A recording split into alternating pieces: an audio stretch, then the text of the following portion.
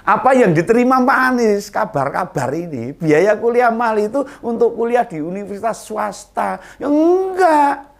Negeri ya bisa murah. Ya, atau kita tahu ada beberapa orang tua mahasiswa yang tidak jujur dalam menyampaikan informasi kemampuan finansialnya.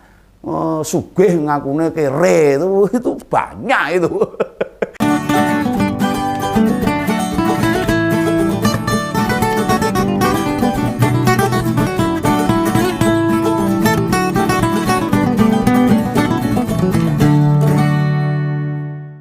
Halo, mari kembali ngopi sama Om Begawan. Gitu. Tetap di ngompol, ngopi nih politik. Ini kadangkala nih, orang-orang yang ahli di bidang tertentu bicara soal bidangnya sengaja disampaikan dengan informasi yang tidak tepat.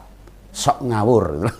Ini ada hal-hal yang disembunyikan supaya terkesan gitu, pemerintah tidak melakukan yang tidak seharusnya. Namun kebiasaan itu membuat orang jadi tidak lagi percaya pada mereka karena selalu ngawur tanpa data ngomongannya. Misalnya kalau bicara tentang hukum tata negara, salah satu ahlinya ya Pak Refli Harun. Tahu loh Pak Refli Harun.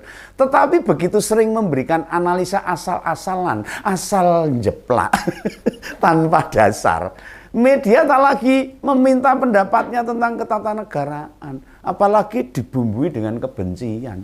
Ahli ekonomi Pak Rizal Ramli, yo podo wae setali tiga uang itu. Ahli BUMN kan ada Pak Sudirman Said.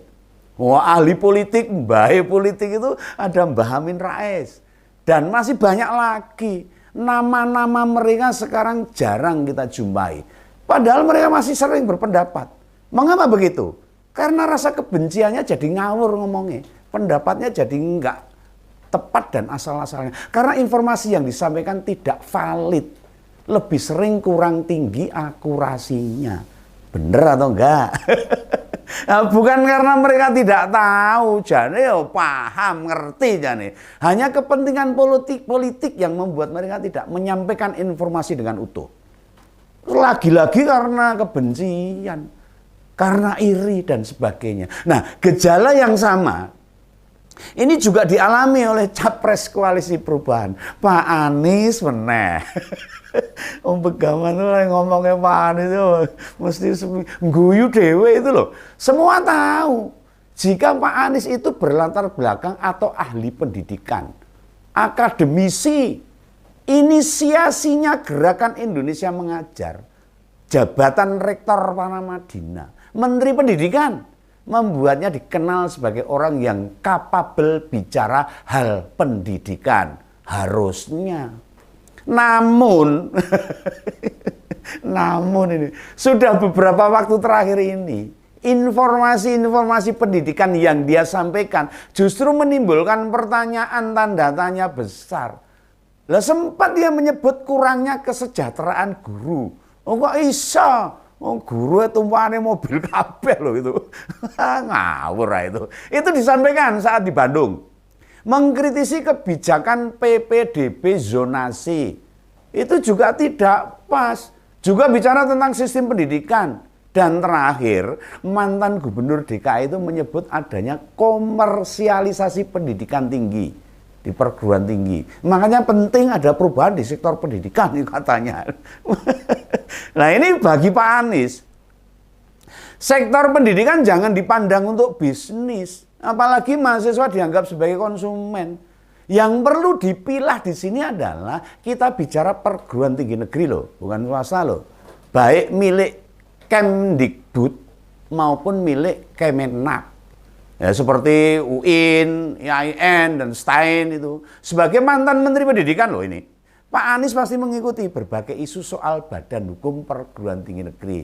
Yang sekarang terbagi beberapa. Nah, kita tidak akan masuk ke sana, Namun lebih fokus pada fakta di lapangan.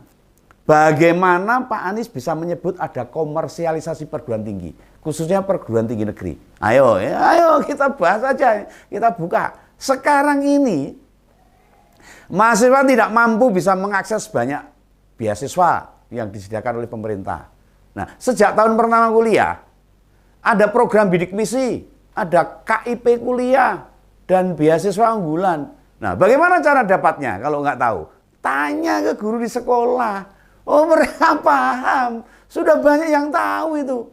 Dari mana pemerintah bisa mengembangkan banyak program beasiswa? Untuk lebih banyak menjangkau calon mahasiswa yang tidak mampu. Ya dari dana abadi pendidikan itu. Wah, begawan mau cowok ngerti paham. Masa mantan Menteri Pendidikan ora paham ini. Ini program ini diinisiasi Pak SBY waktu itu, tahun 2010. Waktu itu APBN menyimpan dana sebesar 1 triliun untuk dana pendidikan. Dan pada tahun ini 13 tahun kemudian, mau tahu jumlahnya berapa? Begawannya kaget ini. Terkejut ini nih. Berdasarkan laporan Ibu Sri Mulyani Indrawati, Menteri Keuangan, dana abadi pendidikan mencapai 129 triliun. Badalah ini, gede banget ini. Kenaikan jumlah yang meningkat sangat signifikan. Bahkan bila di rata-rata, per tahun negara mampu menambah dana abadi pendidikan sebesar 10 triliun lebih. Wow, umum ini. Jadi agak aneh. Bila Pak Anies menyebut ada komersialisasi pendidikan, dasarnya apa itu? Nah dulu zaman Pak SBY, kampus-kampus negeri itu membuka kuliah sore. Itu namanya program non-reguler itu. Alasannya menyediakan kuliah bagi mahasiswa yang sambilan, kerja, apa-apa itu terus biar dia kuliah sore. Atau hari Sabtu Minggu. Artinya para mahasiswa itu bisa kuliah dengan ijazah negeri. Namun bayarnya larang itu, bahasa Jawanya larang, bahasa Indonesia mahal. Nah sekarang sudah tidak boleh, rentok sekarang itu. Semua harus masuk dalam perkuliahan reguler. Proses penerimaan juga bisa melalui jalur undangan, jalur tes dan alur mandiri. Ya memang khusus jalur mandiri, biayanya lumayan larang, lumayan tinggi. Dan ini disediakan untuk anak-anak yang orang tuanya kaya, punya kemampuan finansial, namun tetap ingin kuliah di perguruan tinggi negeri. Nah, mekanisme penetapan UKT atau uang kuliah tunggal juga tidak bisa sembarangan. Ora sakarepe dhewe. Kata tetangga Begawan itu, UKT ditetapkan waktu orang tua mahasiswa mengirimkan data kemampuan orang tua ke kampus. Data itu harus didatangani tetangga terdekat. Atau yang paling legal itu Pak RT seperti Begawan ini sering nanda tangan itu. Ini harus diverifikasi, divalidasi informasinya sehingga penetapan uang kuliahnya tidak terlalu memberatkan. Nah, bisa jadi apa yang diterima Pak Anies, kabar-kabar ini, biaya kuliah mahal itu untuk kuliah di universitas swasta. Ya enggak, negeri ya bisa murah. Ya, atau kita tahu ada beberapa orang tua mahasiswa yang tidak jujur dalam menyampaikan informasi kemampuan finansialnya. Sugih ngakunya kere itu banyak itu. Nah, padahal banyak loh perguruan tinggi negeri yang statusnya BHMN atau Badan Hukum Milik Negara melakukan subsidi silang ini. Sing sugih biayai sing melarat yang kurang mampu. Antara mahasiswa mampu dengan tidak mampu. Hal ini sering tidak disadari atau mereka yang mampu kadang tidak memahami hal tersebut. Dipikirnya kalau dikenakan biaya tinggi, otomatis masuk ke negara, dipek negara. Enggak. Padahal Pak Anies itu tahu loh harusnya. Mantan Menteri Pendidikan orang ngerti, orang mungkin ini. Nah, bagi yang mampu tentu bayarnya lebih tinggi. Nah, atau sekarang pendidikan dasar dan menengah, sekali lagi loh ini, sekolah negeri loh itu gratis sekarang. Sebutan negara tidak perlu ragu mengeluarkan anggaran. Jelas tidak berdasar sama sekali nih. Kalau negara itu mengkomersialisasi pendidikan. Coba cek saja itu. Bandingkan biaya kuliah di perguruan tinggi swasta dengan perguruan tinggi negeri milik Kemendikbud dan milik Kemenak. Loh, apa Pak Anies nggak membaca? Loh, baru saja loh ada berita viral tuh. Wisuda anak tukang becak yang lulus S3 di Birmingham, Inggris sana itu. Wah, keren itu. Karena beasiswa LPDP itu.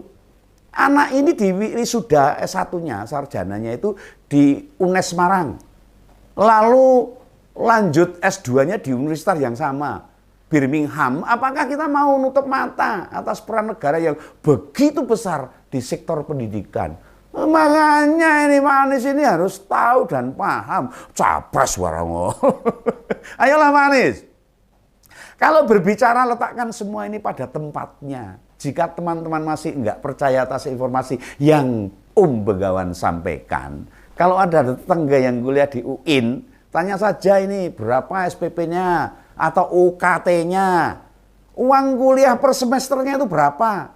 Jangan kaget loh, kalau biaya kuliah mereka itu jika dibagi 6 bulan, bagi 6 itu, maka per bulannya masih lebih murah dari uang jajan teman-teman, uang rokoknya itu lebih mahal. Heran juga kan? Hari gini masih ada yang nyebut komersialisasi pendidikan di tingkat perguruan tinggi. Gitu, Pak. Kalau anak dokter, anak hakim, anak jaksa, anak pengacara terkenal, anak pengusaha kaya, ya biaya kuliahnya tinggi ya wajar, kuat kok. Itu namanya keadilan dan pemerataan. Bukan kemudian keadilan dan pemerataan artinya semua dikenakan tanggung jawab yang sama. Konyol namanya. Itu namanya subsidi silang, Pak. Oke ya gitu ya. Ini salam Begawan aja ini. Kita kembali ngopi lagi. Sampai ketemu di Ngompol. Ngopi di politik. Sampai jumpa ya. Jangan lupa ngopi yang kental. Dadah.